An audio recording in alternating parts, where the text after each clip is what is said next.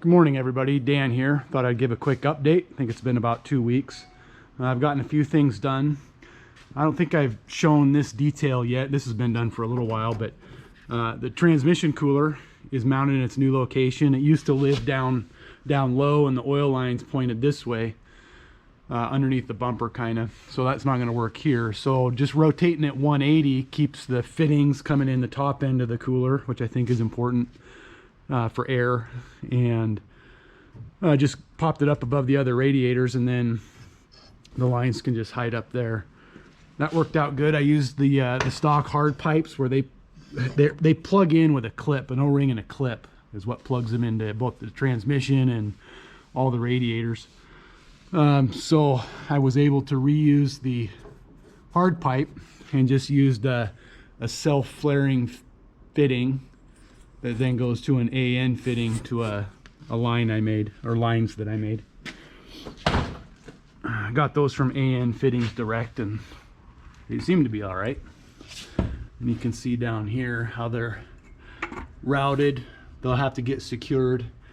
And there's the coolant line.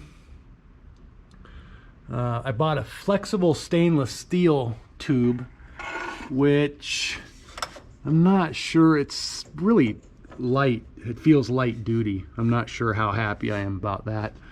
But getting around through there, it seemed like a good idea. We'll see if we keep it. I'm not sure. And I meant to show this last time, just kind of how tight the routing is up in here. So here's the air cooler, air pipe for the turbo. Actually, that goes to the intake, and this is the coolant line. It's got this goofy plug-in fitting, and it kicks it up at an angle. But you can see I was able to accommodate it. I've got to do a little bit more trim work, so the radiators are all going to come out one more time. I'm going to clean up that aluminum, patch that hole I cut to clear the air pipe, and hook up the coolant overflow connection goes right there. I've got everything I need for that, so I should have that done this weekend. And then inside,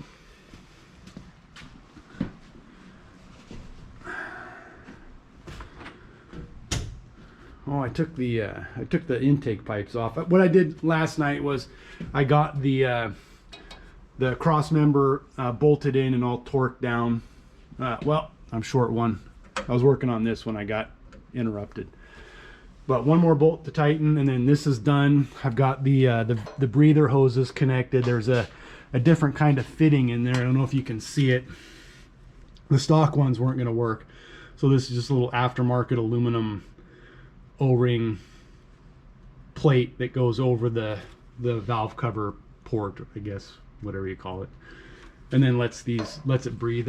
I can plug it into the turbo intake, which will be here, or just let them droop, or go to an oil separator and then drain it back into the case. I haven't figured out what I'm going to do there yet, but this is in because it's last time I'm going to take it out.